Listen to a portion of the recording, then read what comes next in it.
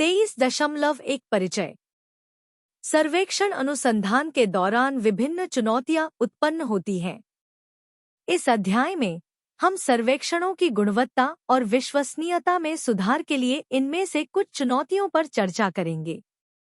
शोधकर्ताओं को अक्सर ऐसी स्थितियों का सामना करना पड़ता है जिन पर सर्वेक्षण योजना के सफल कार्यान्वयन को सुनिश्चित करने के लिए सावधानीपूर्वक विचार करने की आवश्यकता होती है। अप्रत्याशित आश्चर्यों के प्रति खुला रहना समस्याओं को प्रभावी ढंग से संबोधित करने की कुंजी है। 23.2 सर्वेक्षण अनुसंधान में समस्याएं एवं चुनौतियां।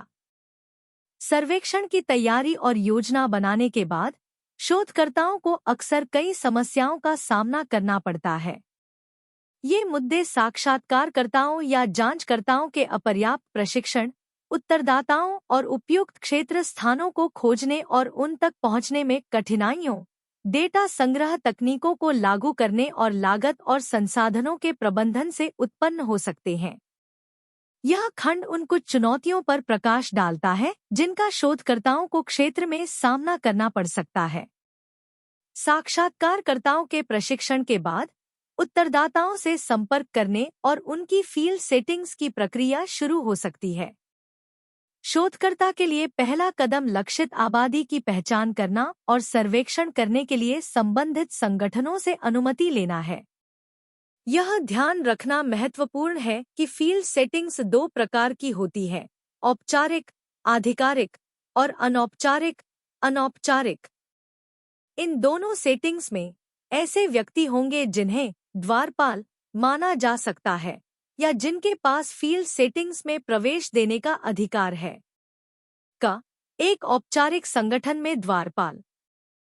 स्कूलों, सरकारी विभागों, गैर सरकारी संगठनों और अस्पतालों जैसे औपचारिक संगठनों में द्वारपाल वे व्यक्ति होते हैं जिनके पास सर्वेक्षण करने की अनुमति देने का अधिकार होता है। इनमें प्रधानाध्यापक, जिला शिक्षा अधिकारी या गैर सरकारी संगठनों के निदेशक शामिल हो सकते हैं। यदि कोई शोधकर्ता द्वारपालों की अनुमति के बिना किसी संगठन में प्रवेश करता है तो उन्हें अनुमति प्राप्त नहीं करने के लिए कानूनी कार्रवाई का सामना करना पड़ सकता है, क्योंकि यह संस्थान का अधिकार है कि वह अध्ययन में भाग लेना है या नहीं। शोधकर्ताओं को यह सुनिश्चित करना होगा कि इस प्रकार के संगठनों में प्रवेश करने से पहले उनके पास द्वारपालों की मंजूरी और सहमति हो। अनौपचारिक सेटिंग में द्वारपाल। द्वारपाल न केवल औपचारिक सेटिंग में मौजूद होते हैं बल्कि परिवार, समुदाय आदि जैसे अनौपचारिक सेटिंग में भी मौजूद होते हैं। यदि कोई शोधकर्ता अपने घरेलू वातावरण में किसी बच्चे से बात करना चाहता है तो उसे पहले अपने माता-पिता से बात करनी होगी। यदि कोई शोधकर्ता किसी घर की महिलाओं से बात करना चाहता है तो उसे परिवार के पुरुष मुखिया की अनुमति लेनी होगी। जब शोधकर्ता किसी समुदाय के सदस्य से बात करना चाहता है तो उसे समुदाय के प्रमुख से बात करनी होगी। अनौपचारिक सेटिंग में द्वारपालों की अनुमति के बिना परिवार या समुदाय के सदस्य सहयोग करने के इच्छुक नहीं हो सकते हैं या साक्षात्कार के अनुरोध को अस्वीकार भी कर सकते हैं। इसलिए साक्षात्कारकर्ता के लिए अनौपचारिक सेटिंग में भी द्वारपालों के महत्व के बारे में जागरूक होना महत्वपूर्ण है। अनुमति के लिए द्वारपालों से कैसे संपर्क करें? उत्तरदाताओं और उनकी सेटिंग्स की पहचान करने के बाद शोधकर्ता को द्वारपालों को सर्वेक्षण के उद्देश्यों के बारे में सूचित करना चाहिए। उदाहरण के लिए, यदि विकलांग बच्चों के लिए एकीकृत शिक्षा के प्रभाव का आकलन करने के लिए सर्वेक्षण किया जा रहा है तो उत्तरदाताओं को सूचित किया जाना चाहिए कि सर्वेक्षण के परिणामों का उपयोग योजना के कार्यान्वयन और वितरण की गुणवत्ता में सुधार के लिए किया जा सकता है और उनका सहयोग है अत्यधिक प्रशंसनीय और मूल्यवान। शोधकर्ता को द्वारपालों और उत्तरदाताओं दोनों के किसी भी संदेह और चिंताओं को भी स्पष्ट करना चाहिए। ऐसा करने के लिए शोधकर्ता को सर्वेक्षण के विशिष्ट उद्देश्यों से अच्छी तरह वाकिफ होना चाहिए। उदाहरण के लिए, सर्वेक्षण के व्यापक उद्देश्यों में शामिल हो सकते हैं विशेष आवश्यकता वाले पात्र बच्चों को एकीकृत करने में एकीकृत स्कूलों की सफलता का अध्ययन करना। स्कूलों द्वारा अपनाई गई प्रतिधारण रणनीतियों की जांच करना। एकीकृत स्कूलों में विकलांग बच्चों के मूल्यांकन और उचित प्लेसमेंट के लिए सुविधाओं की उपलब्धता का अध्ययन करना। द्वारपालों से संपर्क करने और सर्वेक्षण करने के लिए उनकी अनुमति प्राप्त करने की प्रक्रिया एक नाजुक कार्य हो सकती है। द्वारपालों से सम्मान और संवेदनशीलता के साथ संपर्क करना महत्वपूर्ण है, क्योंकि उन्हें अपने संगठन या समुदाय पर सर्वेक्षण के संभावित प्रभाव के बारे में चिंता हो सकती है। शोधकर्ताओं को द्वारपालों की किसी भी चिंता या प्रश्न का समाधान करने के लिए तैयार रहना चाहिए और अध्ययन के उद्देश्यों, विधियों और संभावित लाभों के बारे में स्पष्ट स्पष्टीकरण और आश्वासन प्रदान करने के लिए तैयार रहना चाहिए। वर्तमान सर्वेक्षण में विभिन्न विशिष्ट लक्ष्य हैं। साक्षात्कारकर्ता को सर्वेक्षण के बाद के चरणों के लिए इन लक्ष्यों को स्पष्ट रूप से समझने की आवश्यकता है। सहायकों को सही प्रशिक्षण देना महत्वपूर्ण है। साक्षात्कारकर्ता को सर्वेक्षण के समग्र संदर्भ को भी समझना चाहिए: सांस्कृतिक, मनोवैज्ञानिक, आर्थिक और राजनीतिक। हमारे उदाहरण में कुछ विशिष्ट प्रश्न हैं जिनके बारे में शोधकर्ता साक्षात्कारकर्ता को स्पष्ट होना चाहिए। विशेष आवश्यकता वाले बच्चे कौन हैं? उनकी विशेष आवश्यकताएं क्या हैं? इन बच्चों के लिए विशेष कार्यक्रम की आवश्यकता क्यों है? अध्ययन में शामिल परिवारों, समुदायों और स्कूलों का सांस्कृतिक संदर्भ क्या है? विकलांगताएं या विशेष आवश्यकताएं बच्चों और उनके माता-पिता के मनोवैज्ञानिक कल्याण को कैसे प्रभावित करती हैं? इस आईईडीसी जैसा कार्यक्रम चलाने का आर्थिक पहलू क्या है? उपकरणों का उपयोग कैसे किया जाएगा और क्या उनकी उपयोगिता के आधार पर निवेश उचित है? विशेष आवश्यकता वाले बच्चों की स्कूली शिक्षा को लेकर राजनीतिक माहौल कैसा है? क्या कार्यान्वयन एजेंसियों की ओर से महत्वपूर्ण या न्यूनतम प्रयास है? यह हाल ही में इतना महत्वपूर्ण क्यों हो गया है? दबाव समूह किसकी वकालत कर रहे हैं? कार्यक्रम में हितधारक कौन है और इसके उद्देश्यों के संबंध में उनका रुख क्या है? जब शोधकर्ता जानकारी इकट्ठा करते हैं तो उन्हें इसे गुप्त रखने का वादा करना चाहिए और यह नहीं बताना चाहिए कि इसे किसने साझा किया है। यदि कोई अपने संगठन का उल्लेख चाहता है तो उसे अनुमति की आवश्यकता होगी। एक बार जब शोधकर्ता क्षेत्र में हों तो उन्हें उन लोगों से मिलना चाहिए जिनका वे अध्ययन कर रहे हैं। इसके लिए यहाँ कुछ महत्वपूर्ण सुझाव दिए गए हैं। संबंध बनाना। साक्षात्कार सामाजिक होते हैं। रिश्ते को मजबूत बनाए रखने के लिए लोगों से जुड़ना जरूरी है। संबंध बनाने का अर्थ है मित्र बनाना। अनुमति प्राप्त करना। लोगों से पूछें कि क्या वे अध्ययन का हिस्सा बनना चाहते हैं। हर कोई यह तय कर सकता है कि वे इसमें शामिल होना चाहते हैं या नहीं। यदि किसी को मजबूर किया जाता है तो वे अच्छे उत्तर नहीं दे सकते हैं या झूठ बोल सकते हैं। लोगों की जरूरतों को समझना। शोधकर्ताओं को शामिल करने से पहले यह जानना चाहिए कि जिन लोगों का वे अध्ययन कर रहे हैं उनके लिए क्या महत्वपूर्ण है।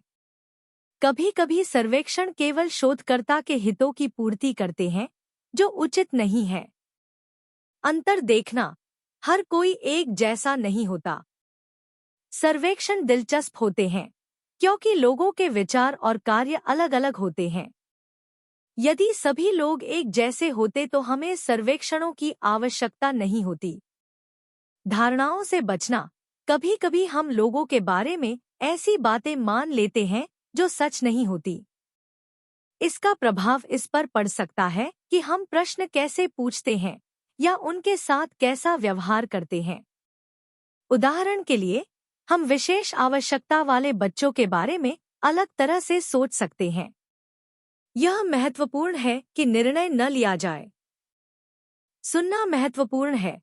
बात करने की तुलना में सुनना अधिक महत्वपूर्ण है। चिंतन और कार्य 23.1। मान लीजिए आपको अपने क्षेत्र के अपशिष्ट निपटान तरीकों का सर्वेक्षण करने की आवश्यकता है, तो उत्तरदाताओं तक पहुंचने के लिए आपकी रणनीति क्या होगी? सर्वेक्षण के लिए नियुक्त साक्षात्कारकर्ताओं में आप जो गुण देखना चाहते हैं, उस पर एक संक्षिप्त नोट लिखें। हमारे क्षेत्र में अपशिष्ट निपटान विधियों का सर्वेक्षण, रणनीतियां और साक्षात्कारकर्ता गुण। परिचय। इग्नू के एक छात्र के रूप में, जिसे हमारे क्षेत्र में अपशिष्ट निपटान विधियों पर एक सर्वेक्षण करने का काम सौंपा गया है, उत्तरदाताओं तक पहुंचने और उपयुक्त गुणों वाले साक्षात्कारकर्ताओं को नियुक्त करने के लिए प्रभावी रणनीति तैयार करना अनिवार्य है। अपशिष्ट निपटान दुनिया भर के समुदायों को प्रभावित करने वाला एक महत्वपूर्ण मुद्दा है और स्थायी समाधानों को लागू करने के लिए स्थानीय प्रथाओं और चुनौतियों को समझना आवश्यक है। यह प्रतिबिंब अपशिष्ट निपटान विधियों के सर्वेक्षण के लिए रणनीतियों की रूपरेखा तैयार करता है और इस कार्य के लिए साक्षात्कारकर्ताओं में वांछनीय गुणों पर प्रकाश डालता है। उत्तरदाताओं तक पहुंचने की रणनीतियां। सामुदायिक जुड़ाव। स्थानीय समुदाय के नेताओं, संगठनों और निवासियों के साथ जुड़ाव मौलिक है। इन हितधारकों के साथ सहयोग करके हम सामुदायिक गतिशीलता, संसाधनों तक पहुंच और विश्वास स्थापित करने में अंतर्दृष्टि प्राप्त कर सकते हैं, जो सर्वेक्षण की सफलता के लिए महत्वपूर्ण है। एकाधिक चैनलों का उपयोग। सोशल मीडिया प्लेटफॉर्म, स्थानीय समाचार पत्र, रेडियो घोषणाएं और सामुदायिक बुलेटिन बोर्ड जैसे विभिन्न चैनलों का उपयोग करके आउटरीच को अधिकतम किया जा सकता है। प्रत्येक चैनल समुदाय के भीतर विभिन्न जनसांख्यिकी को पूरा करता है, जिससे उत्तरदाताओं का एक विविध समूह सुनिश्चित होता है। घर घर सर्वेक्षण। घर घर सर्वेक्षण करने से निवासियों के साथ सीधे बातचीत संभव हो पाती है, खासकर उन लोगों के साथ जिनके पास डिजिटल प्लेटफॉर्म तक पहुंच नहीं है या अन्य माध्यमों से भाग लेने की संभावना कम है। यह स्पष्टीकरण की भी अनुमति देता है और उच्च प्रतिक्रिया दर सुनिश्चित करता है। स्थानीय अधिकारियों के साथ सहयोग। स्थानीय नगर निगम अधिकारियों या अपशिष्ट प्रबंधन एजेंसियों के साथ साझेदारी डेटा तक पहुंचने, तार्किक सहायता और विश्वसनीयता बढ़ाने में मूल्यवान सहायता प्रदान कर सकती है। ये साझेदारियां व्यापक दर्शकों तक पहुंचने और अधिक व्यापक अंतर्दृष्टि प्राप्त करने की सुविधा प्रदान कर सकती हैं। भागीदारी को प्रोत्साहित करना। छोटे पुरस्कार, छूट या रैफल में भागीदारी जैसे प्रोत्साहन की पेशकश व्यक्तियों को सर्वेक्षण में भाग लेने के लिए प्रेरित कर सकती है।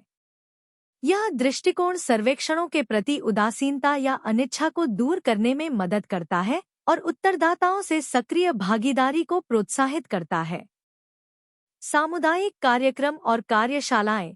अपशिष्ट प्रबंधन पर केंद्रित सामुदायिक कार्यक्रम या कार्यशालाएं आयोजित करने से न केवल जागरूकता बढ़ती है, बल्कि सर्वेक्षण प्रपत्र वितरित करने और प्रतिक्रियाएं एकत्र करने का अवसर भी मिलता है। ये आयोजन समुदाय के भीतर संवाद, शिक्षा और भागीदारी को बढ़ावा देते हैं।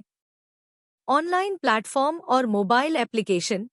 सर्वेक्षण वितरण के लिए ऑनलाइन प्लेटफॉर्म और मोबाइल एप्लीकेशन का उपयोग विशेष रूप से तकनीक प्रेमी जनसांख्यिकी के लिए पहुंच और सुविधा को बढ़ा सकता है। भागीदारी को अधिकतम करने के लिए उपयोगकर्ता के अनुकूल इंटरफेस बनाना और सभी डिवाइसों में अनुकूलता सुनिश्चित करना महत्वपूर्ण है। स्थानीयकृत भाषा और संस्कृति संवेदनशीलता। स्थानीय भाषा, संस्कृति और संदर्भ के अनुरूप सर्वेक्षण सामग्री तैयार करने से प्रासंगिकता बढ़ती है और भागीदारी को प्रोत्साहन मिलता है। सर्वेक्षण प्रपत्रों, निर्देशों और संचार सामग्रियों का क्षेत्रीय भाषाओं में अनुवाद करने से समावेशिता को बढ़ावा मिलता है और विविध उत्तरदाताओं के बीच समझ सुनिश्चित होती है। साक्षात्कारकर्ताओं के गुण। सहानुभूति। साक्षात्कारकर्ताओं को उत्तरदाताओं के प्रति सहानुभूति प्रदर्शित करनी चाहिए। अपशिष्ट निपटान के संबंध में उनके दृष्टिकोण, चिंताओं और अनुभवों को समझना चाहिए। सहानुभूतिपूर्ण संचार विश्वास को बढ़ावा देता है और खुले संवाद को प्रोत्साहित करता है। जिसके परिणामस्वरूप अधिक सटीक और सार्थक प्रतिक्रियाएं मिलती हैं। सक्रिय श्रवण उत्तरदाताओं के दृष्टिकोण को समझने, संदेहों को स्पष्ट करने और सूक्ष्म अंतर्दृष्टि प्राप्त करने के लिए सक्रिय श्रवण आवश्यक है। साक्षात्कारकर्ताओं को उत्तरदाताओं को बिना किसी रुकावट के ध्यान से सुनना चाहिए, उनकी राय को मान्य करना चाहिए और सर्वेक्षण में उनके योगदान को स्वीकार करना चाहिए। संचार कौशल, स्पष्टता, सुसंगतता और अनुनय सहित प्रभावी संचार कौशल साक्षात्कारकर्ताओं के लिए सर्वेक्षण के उद्देश्यों, निर्देशों और प्रश्नों को सटीक रूप से व्यक्त करने के लिए महत्वपूर्ण है। स्पष्ट संचार आपसी समझ को सुगम बनाता है और यह सुनिश्चित करता है कि उत्तरदाता प्रासंगिक जानकारी प्रदान करें। सांस्कृतिक क्षमता साक्षात्कारकर्ताओं के पास समुदाय के भीतर प्रचलित विविध पृष्ठभूमि, मूल्यों और मानदंडों का सम्मान करने वाली सांस्कृतिक क्षमता होनी चाहिए। सांस्कृतिक संवेदनशीलता साक्षात्कारकर्ताओं को संभावित सांस्कृतिक बाधाओं को दूर करने, उत्तरदाताओं के साथ संबंध बनाने और सम्मान और गरिमा के साथ सर्वेक्षण करने में सक्षम बनाती है। तटस्थता और निष्पक्षता सर्वेक्षण प्रक्रिया की अखंडता और वैधता को बनाए रखने के लिए तटस्थता और निष्पक्षता बनाए रखना अनिवार्य है। साक्षात्कारकर्ताओं को डेटा संग्रह और विश्लेषण में निष्पक्षता सुनिश्चित करते हुए उत्तरदाताओं पर व्यक्तिगत पूर्वाग्रह, राय या निर्णय थोपने से बचना चाहिए। अनुकूलनशीलता साक्षात्कारकर्ताओं को विविध प्रतिवादी प्रोफाइल, संचार शैलियों और स्थितिजन्य गतिशीलता का जवाब देने में अनुकूलनशीलता प्रदर्शित करनी चाहिए। दृष्टिकोण में लचीलापन साक्षात्कारकर्ताओं को प्रत्येक उत्तरदाता की विशिष्ट आवश्यकताओं और प्राथमिकताओं के अनुसार अपनी बातचीत को अनुकूलित करने में सक्षम बनाता है, जिससे तालमेल और सहयोग बढ़ता है। समस्या समाधान कौशल समस्या समाधान में दक्षता साक्षात्कारकर्ताओं को सर्वेक्षण प्रक्रिया के दौरान आने वाली चुनौतियों या बाधाओं को प्रभावी ढंग से संबोधित करने में सक्षम बनाती है। चाहे इसमें तकनीकी मुद्दों को हल करना, संचार बाधाओं को कम करना या अप्रत्याशित परिस्थितियों का प्रबंधन करना शामिल हो, साक्षात्कारकर्ताओं को व्यवहार्य समाधान खोजने में लचीलापन और संसाधनशीलता प्रदर्शित करनी चाहिए। नैतिक आचरण सर्वेक्षण प्रक्रिया के दौरान गोपनीयता और सूचित सहमति सुनिश्चित करते हुए साक्षात्कारकर्ताओं के लिए नैतिक मानकों और सिद्धांतों को कायम रखना गैर परक्राम्य है।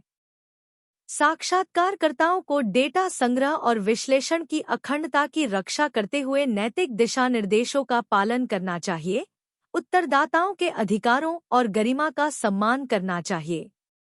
निष्कर्षता हमारे क्षेत्र में अपशिष्ट निपटान विधियों पर एक सर्वेक्षण करने के लिए उत्तरदाताओं तक पहुंचने और अपेक्षित गुणों वाले साक्षात्कारकर्ताओं को नियुक्त करने के लिए विचारशील रणनीतियों की आवश्यकता होती है।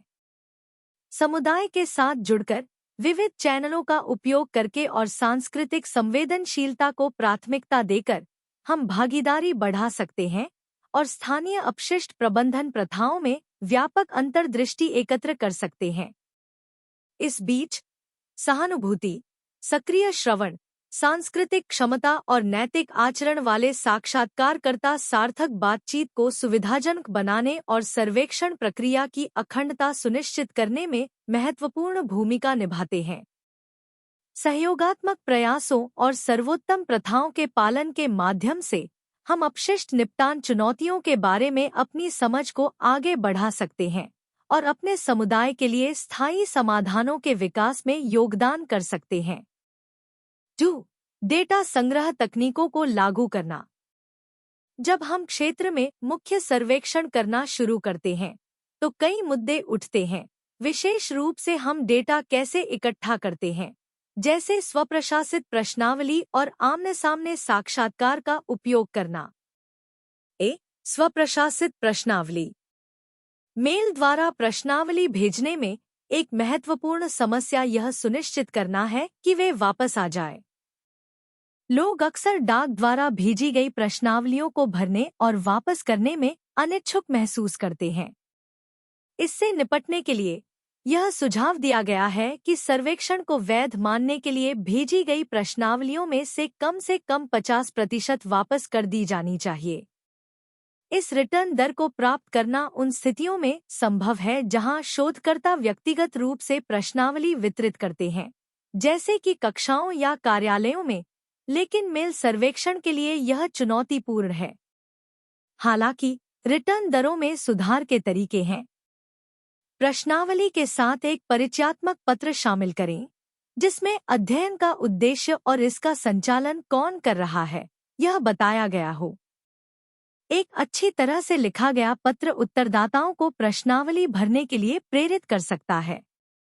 परिचयात्मक पत्र के साथ प्रश्नावली लौटाने के लिए एक मुहर लगा हुआ स्वयं का पता लिखा लिफाफा भी शामिल करें। रिटर्न दरें बढ़ाने के लिए यह महत्वपूर्ण है।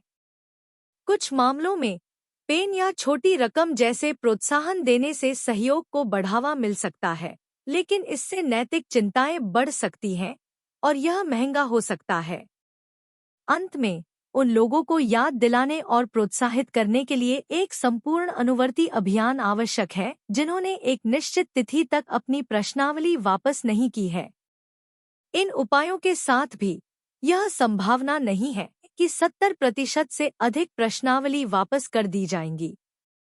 इससे सवाल उठता है, 30% गैर प्रतिक्रिया शोध निष्कर्षों को कैसे प्रभावित करती है? क्या यह नमूने की प्रतिनिधित्वशीलता से समझौता करता है? उत्तर हाँ भी है और नहीं भी। कभी-कभी जब बहुत से लोग सर्वेक्षण नहीं लौटाते हैं, तो यह परिणामों को गड़बड़ा सकता है क्योंकि यह सभी का प्रतिनिधित्व नहीं कर सकता है। लेकिन कभी-कभी यह वास्तव में चीजों को गड़बड़ नहीं करता है।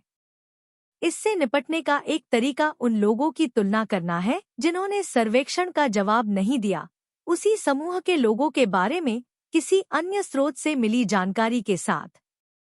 उदाहरण के लिए, मान ले कि एक कॉलेज छात्रों के यादृच्छिक समूह को प्रश्नावली भेजता है और उनमें से केवल 60% ही उन्हें वापस भेजते हैं।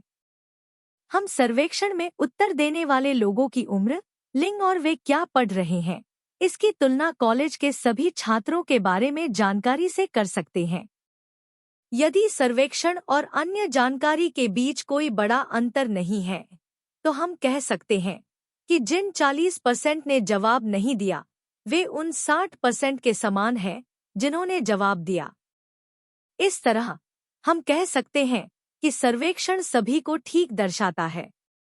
लेकिन याद रखें, यह कोई सटीक समाधान नहीं है और इससे निपटने के अन्य तरीके भी हो सकते हैं। व्यक्तिगत साक्षात्कार। हालांकि अधिक लोग आमने सामने होने पर साक्षात्कार के लिए सहमत होते हैं, फिर भी चुनौतियां हैं। यह सुनिश्चित करने के कुछ तरीके यहाँ दिए गए हैं कि अधिक लोग सहयोग करें। साक्षात्कारकर्ताओं को सिखाएं कि वे जिन लोगों का साक्षात्कार ले रहे हैं, उनसे कैसे जुड़े। इससे लोगों द्वारा बात करने से इनकार करने की संभावना को कम करने में मदद मिल सकती है। साक्षात्कारकर्ताओं को कुछ लोगों को छोड़ने से रोकने के लिए प्रत्येक साक्षात्कार को अच्छी तरह से जांचने के महत्व पर जोर दें। उदाहरण के लिए, यदि किसी घर पर कुत्ते से सावधान लिखा हुआ बोर्ड लगा है, तो साक्षात्कारकर्ता को इसे छोड़ना नहीं चाहिए। कभी-कभी जिन लोगों का साक्षात्कार लिया जा रहा है वे घर पर नहीं होते हैं। इससे निपटने के लिए अलग अलग समय और अलग अलग दिनों पर जाएं। भले ही ये तरीके अच्छी तरह से काम करते हैं और कई लोग साक्षात्कार के लिए सहमत होते हैं, फिर भी एक सवाल है, क्या ये लोग उन सभी का अच्छा प्रतिनिधित्व करते हैं जिनका आप अध्ययन करने की कोशिश कर रहे हैं?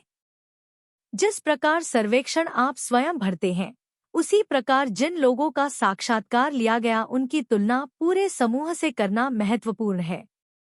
साथ ही साक्षात्कारकर्ताओं को सावधानीपूर्वक चुनना और प्रशिक्षित करना भी महत्वपूर्ण है। उन्हें प्रशिक्षण देते समय विचार करने योग्य कुछ बातें यहाँ दी गई हैं। उन्हें सिखाएं कि जिन लोगों का वे साक्षात्कार ले रहे हैं, उनसे कैसे जुड़े, लेकिन उन्हें याद दिलाएं कि वे उनके उत्तरों को प्रभावित न करें। सुनिश्चित करें कि साक्षात्कारकर्ता समझें कि साक्षात्कार सामाजिक संपर्क है। नस्ल, लिंग या सामाजिक वर्ग जैसे मतभेद लोगों के उत्तरों को प्रभावित कर सकते हैं। साक्षात्कारकर्ताओं को उन लोगों का मूल्यांकन न करने के लिए प्रोत्साहित करें जिनसे वे बात कर रहे हैं। इससे लोगों को ईमानदार होने के लिए काफी सहज महसूस करने में मदद मिलती है। ऐसे साक्षात्कारकर्ताओं को नियुक्त करना एक अच्छा विचार है जो उन लोगों के समान हो जिनका वे साक्षात्कार लेंगे। साक्षात्कारकर्ताओं को सामान्य साक्षात्कार युक्तियों और विशिष्ट अध्ययन के लिए किसी विशेष निर्देश के साथ एक गाइडबुक दें। एक बार साक्षात्कार शुरू होने के बाद साक्षात्कारकर्ताओं को मूल्यांकन के लिए अपने पहले कुछ पूर्ण साक्षात्कार सौंपने होंगे। इससे यह सुनिश्चित करने में मदद मिलती है कि वे साक्षात्कार सही ढंग से कर रहे हैं और जिन लोगों का वे साक्षात्कार ले रहे हैं उन्हें परेशान नहीं कर रहे हैं। यह जांचने का भी एक तरीका है कि साक्षात्कार निर्देशों का ठीक से पालन कर रहे हैं या नहीं। ऐसा करने से वास्तविक जीवन की स्थितियों में प्रश्नावली का परीक्षण करने में मदद मिलती है। साक्षात्कार की जांच स्वतंत्र रूप से साक्षात्कार अवधि के दौरान होती रहनी चाहिए। यह सुनिश्चित करने के लिए कि डेटा एकत्र करने की तकनीक अच्छी तरह से काम करती है, यहाँ कुछ दिशा निर्देश दिए गए हैं। यदि आपकी प्रश्नावली अंग्रेजी में है, लेकिन आपके साक्षात्कारकर्ता अच्छी तरह से अंग्रेजी नहीं बोलते हैं, तो जब आप उनसे पूछें तो प्रश्नों का उनकी स्थानीय भाषा में अनुवाद करें। सुनिश्चित करें कि आपके प्रश्न स्पष्ट, सार्थक और संवेदनशील हैं। आप जिस भाषा का उपयोग करते हैं वह उन लोगों के अनुरूप होनी चाहिए जिनसे आप बात कर रहे हैं, उनकी उम्र, वे कहाँ से हैं और उनके सामाजिक वर्ग जैसी चीजों को ध्यान में रखते हुए। विभिन्न स्थितियों में लोगों द्वारा उपयोग किए जाने वाले सामान्य शब्दों को समझें। उदाहरण के लिए, दोपहर के भोजन को मध्याह्न भोजन कहें, रात्रि भोजन नहीं। और वह कमरा जहां परिवार घूमते हैं वह बैठक कक्ष है, बैठक कक्ष नहीं। और याद रखें, एक पत्रिका एक पुस्तक से भिन्न होती है। अपनी भाषा को लेकर सावधान रहें ताकि साक्षात्कार के दौरान आप गलती से लोगों को परेशान या अपमानित न करें। विनम्र एवं उचित भाषा का प्रयोग करें। ऐसे शब्दों या वाक्यांशों से निपटते समय जो स्पष्ट नहीं है, इसके बजाय भिन्न शब्दों का उपयोग करने का प्रयास करें। संक्षेप में बताएं कि आपका क्या मतलब है। किसी भी भ्रम को दूर करना सुनिश्चित करें। यदि आवश्यक हो तो उदाहरण दें, लेकिन सावधान रहें कि उनके उत्तरों को बहुत अधिक प्रभावित न करें। 23.3 डेटा विश्लेषण। डेटा एकत्र करने के बाद अगला कदम उसे विश्लेषण के लिए तैयार करना है। डेटा कटौती के रूप में जानी जाने वाली इस प्रक्रिया में संपादन, कोडिंग और प्रोसेसिंग शामिल है। बड़े सर्वेक्षणों के लिए यह आमतौर पर कंप्यूटर का उपयोग करके किया जाता है, जबकि छोटे सर्वेक्षणों को मैन्युअल रूप से नियंत्रित किया जाता है। संपादन। संपादन में भरे हुए प्रश्नावली की जांच करना शामिल है ताकि यह सुनिश्चित किया जा सके कि वे पूर्ण और सटीक हैं। यह एक सावधानीपूर्वक कार्य है, लेकिन डेटा गुणवत्ता के लिए महत्वपूर्ण है। साक्षात्कार कार्यक्रम या स्वप्रशासित प्रश्नावली को संपादित करने से साक्षात्कारकर्ताओं और उत्तरदाताओं द्वारा की गई त्रुटियों को पहचानने और उन्हें ठीक करने में मदद मिलती है। मोजर और कल्टन 1973 ने 3 संपादन कार्यों की रूपरेखा प्रस्तुत की। संपूर्णता, यह सुनिश्चित करना कि प्रत्येक प्रश्न का उत्तर हो। छूटे हुए उत्तर कभी-कभी सर्वेक्षण के अन्य भागों का उपयोग करके या उत्तरदाताओं से दोबारा संपर्क करके भरे जा सकते हैं। सटीकता, यह सत्यापित करना कि उत्तर सही हैं। लापरवाही या जानबूझकर गुमराह करने के कारण गलतियां हो सकती हैं। संपादन के दौरान गलत बॉक्स या गलत अंकगणित को चिह्नित करने जैसी त्रुटियों को ठीक नहीं किया गया तो डेटा वैधता प्रभावित हो सकती है। एकरूपता, साक्षात्कारकर्ताओं द्वारा निर्देशों और प्रश्नों की लगातार व्याख्या सुनिश्चित करना। निर्देशों में स्पष्टता की कमी के कारण उत्तरों की असंगत रिकॉर्डिंग हो सकती है, जिसे एकरूपता की जांच करके ठीक किया जा सकता है। बी. कोडिंग, मात्रात्मक विश्लेषण के लिए उत्तरों को संख्याओं में परिवर्तित करना और उन्हें वर्गीकृत करना आवश्यक है। यह प्रक्रिया, जिसे कोडिंग कहा जाता है, प्रश्नावली या साक्षात्कार कार्यक्रम में उत्तरों के लिए कोड नंबर निर्दिष्ट करती है। कोडिंग में 6 मुख्य चरण हैं। प्रतिक्रियाओं का वर्गीकरण, वेरिएबल्स को कोड निर्दिष्ट करना, वेरिएबल्स को कॉलम नंबर निर्दिष्ट करना, एक कोडबुक बनाना। कोडिंग त्रुटियों की जांच की जा रही है। डेटा दर्ज करना। आइए डेटा को कोडिंग और वर्गीकृत करने में शामिल चरणों के बारे में बात करें। प्रतिक्रियाओं को क्रमबद्ध करना। कोडिंग का मतलब केवल प्रतिक्रियाओं को नंबर देना नहीं है। यह एक ऐसी प्रणाली बनाने के बारे में है जो डेटा को एक निश्चित तरीके से क्रमबद्ध करती है, जो प्रभावित करती है कि हम इसका विश्लेषण कैसे करते हैं। ये सिस्टम लोगों द्वारा बनाए गए हैं और दर्शाते हैं कि हम दुनिया को कैसे समझते हैं। डेविड डी वॉस 2002 का कहना है कि शोधकर्ताओं के रूप में हमें पता होना चाहिए कि ये प्रणालियां हम जो पाते हैं उसे प्रभावित करती हैं। 2. प्रत्येक श्रेणी को कोड देना। सॉर्टिंग सिस्टम बनाने के बाद हमें प्रत्येक श्रेणी को कोड देने की आवश्यकता है। यह प्रश्नावली या साक्षात्कार देने से पहले या बाद में किया जा सकता है। अधिकांश कार्य प्रश्नावली बनाते समय किया जाता है, जहां निश्चित उत्तर दिए जाते हैं और उन्हें कोड दिए जाते हैं। डेटा एकत्र करने के बाद ओपन-एंडेड प्रश्नों को कोडित किया जाता है। यह पहले से मौजूद कोडिंग योजनाओं का उपयोग करके या प्रतिक्रियाओं के आधार पर नई योजनाएं बनाकर किया जा सकता है। उदाहरण के लिए, व्यवसाय या धर्म जैसे सामान्य प्रश्नों में मानक कोडिंग हो सकती है। ये मानकीकृत कोड व्यवस्थित हैं, विशेषज्ञों द्वारा विकसित हैं, सार्वजनिक रूप से उपलब्ध हैं और त्रुटियों को कम करते हैं। वेरिएबल की प्रत्येक श्रेणी को अपना कोड मिलता है। 3. कॉलमों को नंबर निर्दिष्ट करना। कंप्यूटर में कोड डालने के लिए उन्हें रिकॉर्ड में जाना होगा। अतीत में रिकॉर्ड 80 अंकों वाले कंप्यूटर कार्ड होते थे। यदि अधिक स्थान की आवश्यकता होती तो दूसरे कार्ड का उपयोग किया जाता था। आजकल इलेक्ट्रॉनिक रिकॉर्डिंग के साथ डेटा बहुत लंबा हो सकता है। प्रत्येक उत्तरदाता को डेटा फाइल में अपना स्वयं का रिकॉर्ड मिलता है, जिसमें प्रत्येक रिकॉर्ड एक अलग व्यक्ति का प्रतिनिधित्व करता है। 4. एक कोडबुक बनाना। एक बार जब आप यह तय कर लें कि मापे जा रहे प्रत्येक पहलू के लिए प्रत्येक प्रतिक्रिया को कैसे लेबल किया जाए, तो उन सभी निर्णयों का विस्तृत रिकॉर्ड रखना महत्वपूर्ण है। इस रिकॉर्ड को कोडबुक कहा जाता है और इसमें आम तौर पर निम्नलिखित शामिल होते हैं। प्रश्न का सटीक शब्दांकन।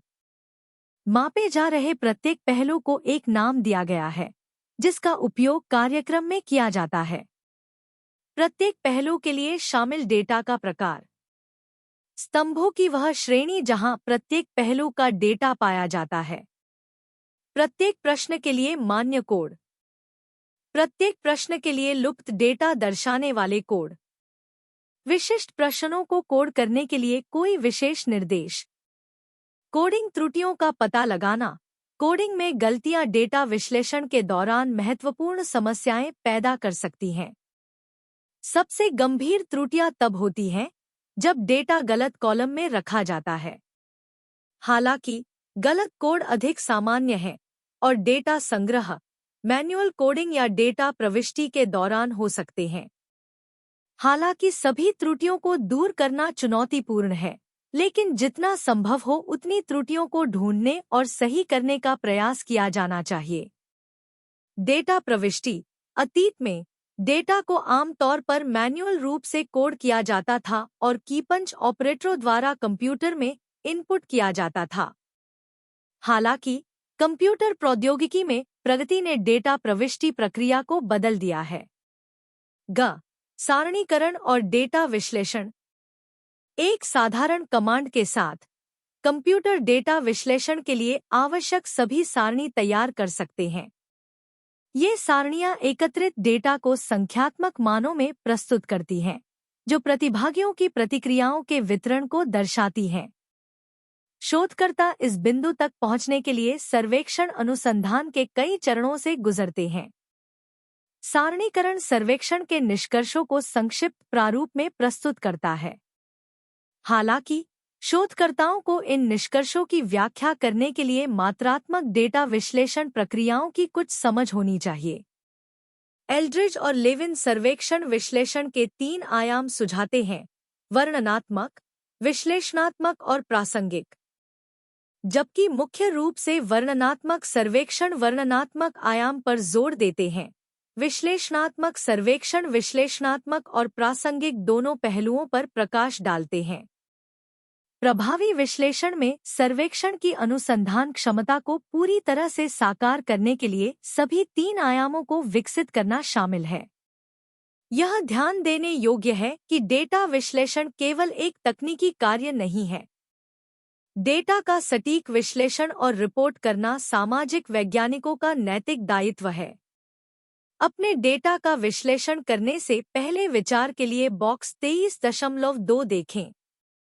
बॉक्स 23.2 डेटा का विश्लेषण करने से पहले ये 4 बातें स्पष्ट रखें। उपयोग किए जा रहे प्रत्येक चर के माप का स्तर क्या है? विश्लेषण के लिए कितने चरों की आवश्यकता होगी? किस प्रकार के विश्लेषण की आवश्यकता है? क्या यह वर्णनात्मक, विश्लेषणात्मक या प्रासंगिक है? क्या डेटा के चयन और रिपोर्टिंग में निष्पक्ष और गहन विश्लेषण के नैतिक सिद्धांतों का पालन किया गया है? रिपोर्ट लिखना।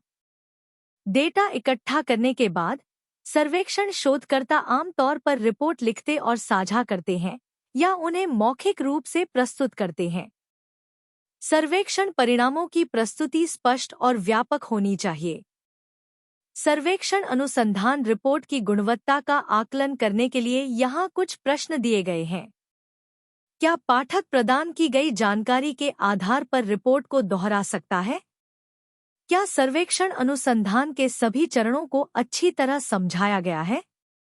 क्या रिपोर्ट सभी संभावित प्रासंगिक डेटा या केवल चयनित भाग प्रदान करती है?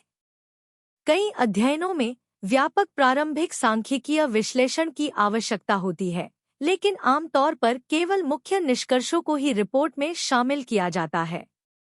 हालांकि यदि महत्वपूर्ण डेटा को बिना स्पष्टीकरण के बाहर रखा गया है तो चयन प्रक्रिया पर सवाल उठाना महत्वपूर्ण है। क्या सभी डेटा शोधकर्ता की परिकल्पना का समर्थन करते हैं? यदि कोई विरोधाभासी डेटा नहीं है, तो यह सवाल करना आवश्यक है कि प्रस्तुति के लिए परिणाम कैसे चुने गए। साथ ही रिपोर्ट के लहजे पर भी विचार करें। क्या यह परिकल्पना का समर्थन या आलोचना है? क्या अध्ययन के निष्कर्ष प्रस्तुत आंकड़ों से मेल खाते हैं? कभी-कभी शोधकर्ता अपने निष्कर्षों के महत्व को बढ़ा-चढ़ाकर बताते हैं, जिससे पाठकों को यह विश्वास हो जाता है कि रिश्ता वास्तव में जितना मजबूत है, उससे कहीं अधिक मजबूत है। किसी रिपोर्ट में केवल लेखक के निष्कर्षों पर निर्भर रहने के बजाय तालिकाओं की जांच करना महत्वपूर्ण है। क्या लेखकों ने सक्रिय रूप से अपनी परिकल्पनाओं के लिए विरोधाभासी साक्ष्य मांगे हैं? या क्या वे केवल सहायक परिणाम प्रस्तुत करते हैं? क्या लेखकों के मूल्यों की चर्चा है और उन्होंने अध्ययन के नतीजे को कैसे प्रभावित किया होगा? जैसे जैसे शोध आगे बढ़ता है, अधिक डेटा उपलब्ध होता जाता है। डेटा का द्वितीयक विश्लेषण, दूसरों द्वारा एकत्र किए गए डेटा का पुनर्विश्लेषण, या तो पहले के शोध निष्कर्षों का समर्थन या चुनौती दे सकता है। यह प्रक्रिया रिपोर्ट लेखन के दौरान उपयोगी हो सकती है। 23.4 सर्वेक्षण अनुसंधान में नैतिक मुद्दे। सर्वेक्षण अनुसंधान किसी भी सामाजिक अध्ययन की तरह सही या गलत तरीके से किया जा सकता है। एक बड़ी चिंता किसी की निजता पर हमला करना है। बहुत व्यक्तिगत प्रश्न पूछना लोगों को असहज कर सकता है, क्योंकि हर किसी को अपने निजी जीवन को निजी रखने का अधिकार है। यदि लोग सुरक्षित महसूस करते हैं और पूछने वाले व्यक्ति पर भरोसा करते हैं, तो उनके व्यक्तिगत विवरण साझा करने की अधिक संभावना होती है, खासकर यदि वे जानते हैं कि उनके उत्तर निजी रखे जाएंगे। शोधकर्ताओं को सभी प्रतिभागियों के साथ सम्मानपूर्वक व्यवहार करना चाहिए। यह सुनिश्चित करना चाहिए कि वे सहज महसूस करें और उनकी किसी भी चिंता को कम करें। उनके द्वारा प्रदान की गई जानकारी को गोपनीय रखना भी आवश्यक है। एक अन्य महत्वपूर्ण मुद्दा यह सुनिश्चित करना है कि लोग स्वेच्छा से सर्वेक्षण में शामिल हों। प्रतिभागियों को स्वेच्छा से प्रश्नों का उत्तर देने के लिए सहमत होना चाहिए और यदि वे चाहें तो किसी भी समय रुक सकते हैं। उन्हें पता होना चाहिए कि वे क्या कर रहे हैं, जिसे सूचित सहमति कहा जाता है। शोधकर्ता अपने अध्ययन में भाग लेने के लिए लोगों की इच्छा पर भरोसा करते हैं, इसलिए उन्हें सावधानीपूर्वक प्रश्न पूछने चाहिए, प्रतिभागियों के साथ अच्छा व्यवहार करना चाहिए और सुनिश्चित करना चाहिए कि उनकी प्रतिक्रियाएं निजी रखी जाए। अंत में, सर्वेक्षणों के भ्रामक होने का जोखिम है। कभी-कभी सर्वेक्षणों का गलत तरीके से उपयोग किया जाता है या परिणामों को गलत समझा जाता है। सर्वेक्षणों को खराब तरीके से डिजाइन किया जा सकता है या जानबूझकर हेरफेर भी किया जा सकता है। लोग ऐसे उत्तरों की अपेक्षा कर सकते हैं जो सर्वेक्षण नहीं दे सकते या उन्हें सर्वेक्षण की सीमाओं का एहसास नहीं है। सर्वेक्षण करने वालों को उचित रूप से प्रशिक्षित नहीं किया जा सकता है, या वे सर्वेक्षण का उपयोग केवल किसी को भाग लेने के लिए मनाने के लिए कर सकते हैं, वास्तव में उनके द्वारा एकत्र की गई जानकारी की परवाह किए बिना। चिंतन और क्रिया 23.2। मान लीजिए आपको अपने क्षेत्र में अपशिष्ट निपटान के तरीकों का सर्वेक्षण करने वाली एक टीम का मार्गदर्शन करना है। बताएं कि आप निम्नलिखित प्रश्नों को कैसे संभालेंगे। प्रश्न 1, लापरवाह या खराब डिजाइन किए गए सर्वेक्षणों पर आधारित नीतिगत निर्णयों से बचने के लिए आपकी रणनीति क्या होगी, जिसके परिणामस्वरूप बर्बादी और मानवीय कठिनाई हो सकती है। 2. आप सर्वेक्षण का निष्पादन कैसे करेंगे ताकि वैध शोधकर्ता पद्धतिगत रूप से कठोर सर्वेक्षण अनुसंधान कर सकें। 3. आप शोधकर्ताओं को सर्वेक्षण अनुसंधान की सीमाओं के बारे में कैसे जागरूक करेंगे और रिपोर्ट करेंगे। 4. शोधकर्ता बेईमान राजनेताओं, व्यवसायियों और अन्य लोगों से कैसे मुकाबला कर सकते हैं जो भ्रामक परिणाम देने के लिए सर्वेक्षणों में हेराफेरी करते हैं। उपरोक्त प्रश्नों के अपने उत्तर एक कागज पर लिखें और कम से कम 4 और नैतिक मुद्दे जोड़ें जो एक सर्वेक्षण करते समय एक शोधकर्ता की प्रतीक्षा करते हैं। उनमें से कुछ परियोजना के प्रायोजन और वित्तपोषण, शोधकर्ता की व्यक्तिगत प्राथमिकताओं और पूर्वाग्रहों, प्रतिवादी के धोखे आदि से संबंधित हो सकते हैं। अंत में प्रश्न का उत्तर दें। अनुसंधान प्रयास को सफल और उद्देश्यपूर्ण बनाने के लिए समस्या क्षेत्रों से निपटने और नैतिक मुद्दों से बचने के लिए कौन जिम्मेदार है। चिंतन और क्रिया 23.2। नैतिक सर्वेक्षण अनुसंधान के संचालन के लिए मार्गदर्शन। इग्नू के एक छात्र के रूप में, जिसे स्थानीय क्षेत्र में अपशिष्ट निपटान विधियों का सर्वेक्षण करने वाली एक टीम का मार्गदर्शन करने का काम सौंपा गया है, यह सुनिश्चित करना महत्वपूर्ण है कि अनुसंधान प्रक्रिया न केवल पद्धतिगत रूप से सुदृढ़ हो, बल्कि नैतिक रूप से भी संचालित हो। किसी भी शोध प्रयास में नैतिक विचार सर्वोपरि हैं, खासकर जब उन मुद्दों से निपटते हैं जो सीधे समाज और पर्यावरण को प्रभावित करते हैं। नीचे मैं दिए गए प्रश्नों का उत्तर दूंगा और उन अतिरिक्त नैतिक मुद्दों पर विस्तार से बताऊंगा जिनका शोधकर्ताओं को सर्वेक्षण प्रक्रिया के दौरान सामना करना पड़ सकता है। 1. लापरवाह या खराब डिजाइन किए गए सर्वेक्षणों के आधार पर नीतिगत निर्णयों से बचने की रणनीति। त्रुटिपूर्ण सर्वेक्षणों पर आधारित नीतिगत निर्णयों को रोकने के लिए पद्धतिगत कठोरता और पारदर्शिता को प्राथमिकता देना आवश्यक है। ऐसे नुकसानों से बचने के लिए यहाँ एक रणनीति दी गई है। स्पष्ट उद्देश्य। स्पष्ट अनुसंधान उद्देश्यों को परिभाषित करें और सुनिश्चित करें कि वे इच्छित नीति परिणामों के साथ संरेखित हों। यह स्पष्टता एक सर्वेक्षण उपकरण को डिजाइन करने में मदद करती है जो आवश्यक डेटा को सटीक रूप से कैप्चर करता है। विशेषज्ञ परामर्श। सर्वेक्षण उपकरण को डिजाइन करने के लिए अपशिष्ट प्रबंधन और सर्वेक्षण पद्धति में विषय विशेषज्ञों से परामर्श लें। उनकी अंतर्दृष्टि पूर्वाग्रहों से बचने में मदद कर सकती है और यह सुनिश्चित कर सकती है कि प्रश्न प्रासंगिक और निष्पक्ष हैं।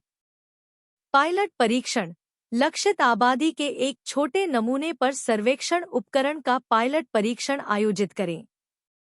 यह प्रश्नों के साथ किसी भी अस्पष्टता या समस्या की पहचान करने में मदद करता है और पूर्ण स्तरीय सर्वेक्षण से पहले आवश्यक समायोजन की अनुमति देता है। पारदर्शिता। नीति निर्माताओं को सर्वेक्षण के निष्कर्षों की सीमाओं के बारे में स्पष्ट रूप से बताएं। इस बात पर जोर दें कि निर्णय केवल सर्वेक्षण परिणामों पर निर्भर रहने के बजाय मुद्दे की समग्र समझ पर आधारित होने चाहिए, जिसमें जानकारी के कई स्रोतों को शामिल किया जाना चाहिए। 2. विधिपूर्वक कठोर सर्वेक्षण अनुसंधान सुनिश्चित करना। यह सुनिश्चित करने के लिए कि सर्वेक्षण निष्पादन वैध शोधकर्ताओं द्वारा पद्धतिगत कठोरता के साथ किया जाए, निम्नलिखित कदम उठाए जा सकते हैं। प्रशिक्षण और प्रमाणन। शोधकर्ताओं को सर्वेक्षण पद्धति, नैतिक विचारों और डेटा संग्रह तकनीकों पर प्रशिक्षण प्रदान करें। प्रमाणन कार्यक्रम यह सुनिश्चित कर सकते हैं कि शोधकर्ता सर्वेक्षण अनुसंधान में सर्वोत्तम प्रथाओं को समझें और उनका पालन करें। गुणवत्ता आश्वासन। डेटा संग्रह, प्रविष्टि और विश्लेषण सहित संपूर्ण सर्वेक्षण प्रक्रिया में गुणवत्ता आश्वासन उपायों को लागू करें। यादृच्छिक जांच और सत्यापन प्रक्रियाएं डेटा अखंडता बनाए रखने में मदद कर सकती हैं। सहकर्मी समीक्षा। प्रकाशन या प्रस्तुति से पहले सर्वेक्षण पद्धति और निष्कर्षों की सहकर्मी समीक्षा को प्रोत्साहित करें।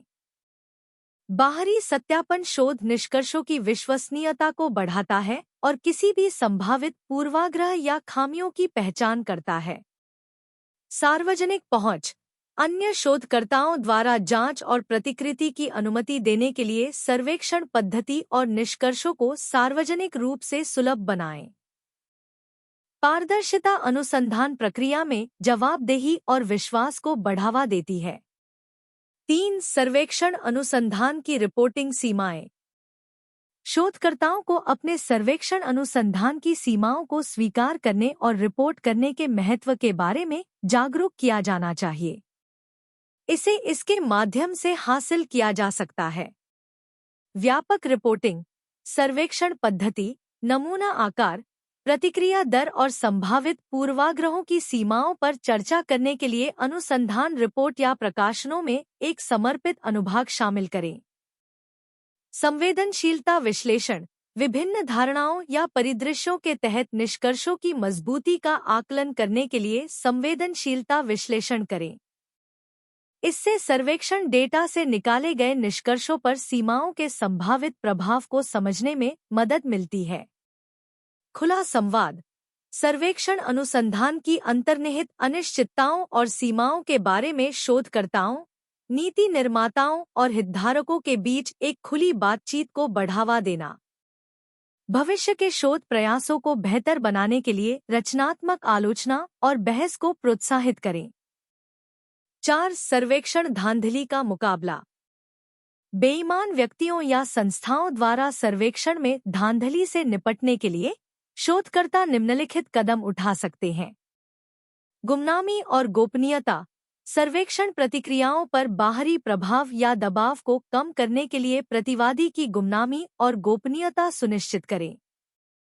उत्तरदाताओं को आश्वस्त करें कि ईमानदार प्रतिक्रिया को प्रोत्साहित करने के लिए उनकी जानकारी गोपनीय रखी जाएगी। यादृच्छिकीकरण और सत्यापन। कपटपूर्ण प्रतिक्रियाओं का पता लगाने और उन्हें कम करने के लिए यादृच्छिकीकरण तकनीकों और सत्यापन प्रक्रियाओं को नियोजित करें। बाहरी डेटा स्रोतों के साथ प्रतिक्रियाओं की क्रॉस चेकिंग विसंगतियों या विसंगतियों की पहचान करने में मदद कर सकती है। स्वतंत्र निरीक्षण, सर्वेक्षण आचरण और अखंडता की निगरानी के लिए स्वतंत्र निरीक्षण समितियों या नियामक निकायों की स्थापना करें। बाहरी जांच सर्वेक्षण में धांधली और हेरफेर के खिलाफ सुरक्षा की एक अतिरिक्त परत जोड़ती है। कानूनी सुरक्षा उपाय, सर्वेक्षण में छेड़छाड़ या हेरफेर के खिलाफ कानूनी सुरक्षा उपाय लागू करें, जिसमें धोखाधड़ी वाले आचरण के दोषी पाए जाने वालों के लिए दंड भी शामिल है। स्पष्ट दिशानिर्देश और परिणाम संभावित अपराधियों को रोकते हैं और अनुसंधान प्रक्रिया की अखंडता को बनाए रखते हैं। अतिरिक्त नैतिक मुद्दे, उपर्युक्त चुनौतियों के अलावा शोधकर्ताओं को सर्वेक्षण अनुसंधान के दौरान कई अन्य नैतिक मुद्दों का सामना करना पड़ सकता है, जिनमें शामिल हैं प्रायोजन और फंडिंग। अनुसंधान की अखंडता और विश्वसनीयता बनाए रखने के लिए फंडिंग स्रोतों और हितों के संभावित टकराव के संबंध में पारदर्शिता महत्वपूर्ण है। शोधकर्ता पूर्वाग्रह, सर्वेक्षण डिजाइन, डेटा संग्रह और विश्लेषण में निष्पक्षता सुनिश्चित करने के लिए शोधकर्ताओं को अपने स्वयं के पूर्वाग्रहों को स्वीकार करना और कम करना चाहिए। प्रतिवादी का धोखा, शोधकर्ताओं को उत्तरदाताओं से सूचित सहमति प्राप्त करनी चाहिए और भ्रामक प्रथाओं से बचना चाहिए जो भागीदारी की स्वैच्छिक प्रकृति को कमजोर कर सकते हैं। गोपनीयता संबंधी चिंताएं, नैतिक मानकों और नियामक आवश्यकताओं के अनुपालन के लिए प्रतिवादी की गोपनीयता और डेटा सुरक्षा की रक्षा करना आवश्यक है। नैतिक मुद्दों को संबोधित करने की जिम्मेदारी, अंततः नैतिक मुद्दों से निपटने और अनुसंधान प्रयासों की सफलता और निष्पक्षता सुनिश्चित करने की जिम्मेदारी कई हितधारकों की है, जिनमें शामिल हैं शोधकर्ता, नैतिक मानकों को बनाए रखना, पद्धतिगत रूप से कठोर अनुसंधान करना और पारदर्शी रूप से निष्कर्षों और सीमाओं की रिपोर्ट करना शोधकर्ताओं की प्राथमिक जिम्मेदारी है। संस्थागत समीक्षा बोर्ड आईआरबी अनुसंधान प्रस्तावों की समीक्षा करने, नैतिक विचारों का आकलन करने और प्रतिभागियों को जोखिम कम करने और अनुसंधान अखंडता बनाए रखने पर मार्गदर्शन प्रदान करने में महत्वपूर्ण भूमिका निभाते हैं। फंडिंग एजेंसियों को नैतिक अनुसंधान प्रथाओं को प्राथमिकता देनी चाहिए और अनुसंधान के जिम्मेदार आचरण को बढ़ावा देने के लिए प्रशिक्षण, निरीक्षण और अनुपालन तंत्र के लिए सहायता प्रदान करनी चाहिए। नीति निर्माता और नियामक नैतिक दिशानिर्देशों और मानकों को लागू कर सकते हैं, निरीक्षण और प्रवर्तन के लिए संसाधन आवंटित कर सकते हैं और अनुसंधान निष्कर्षों को साक्ष्य आधारित नीति निर्माण प्रक्रियाओं में एकीकृत कर सकते हैं। समुदाय और हितधारक, अनुसंधान प्रक्रिया के दौरान समुदाय और हितधारकों के साथ जुड़ने से जवाबदेही, पारदर्शिता और विश्वास बढ़ सकता है, जो अंततः अनुसंधान के नैतिक आचरण और प्रभाव में योगदान कर सकता है। निष्कर्ष में, नैतिक सर्वेक्षण अनुसंधान करने के लिए पद्धतिगत कठोरता, पारदर्शिता और जवाबदेही पर सावधानीपूर्वक विचार करने की आवश्यकता होती है। संभावित नैतिक मुद्दों को सक्रिय रूप से संबोधित करके और प्रासंगिक हितधारकों को शामिल करके शोधकर्ता अपने अनुसंधान प्रयासों की अखंडता को बनाए रख सकते हैं और ज्ञान सृजन और सामाजिक कल्याण में सार्थक योगदान दे सकते हैं। निष्कर्ष, इस अनुभाग में हमने उन समस्याओं पर गौर किया है जिनका सर्वेक्षण करते समय शोधकर्ताओं को सामना करना पड़ता है। मुख्य रूप से यह सर्वेक्षण के लिए सही स्थानों और लोगों को ढूंढने और डेटा एकत्र करने में आने वाली कठिनाइयों के बारे में बात करता है। हमने यह भी चर्चा की है कि डेटा एकत्र करने और मुख्य सर्वेक्षण करने के बाद क्या होता है। अंत में हमने सर्वेक्षण करने में शामिल नैतिक मुद्दों के बारे में बात की है। संक्षेप में, एक सर्वेक्षण तब होता है जब एक शोधकर्ता एक शोध प्रश्न को प्रश्नावली में बदल देता है और इसका उपयोग लोगों से डेटा एकत्र करने के लिए करता है। विश्लेषण से पहले यह डेटा संपादन, कोडिंग और कंप्यूटरीकरण से गुजरता है। लक्ष्य शोध प्रश्न का सटीक उत्तर देना है। शोधकर्ताओं के लिए यह महत्वपूर्ण है कि वे सावधान रहें और त्रुटियों को कम करें, ताकि यह सुनिश्चित हो सके कि अनुसंधान अपने उद्देश्य पर खरा उतरता है। सत्य की खोज।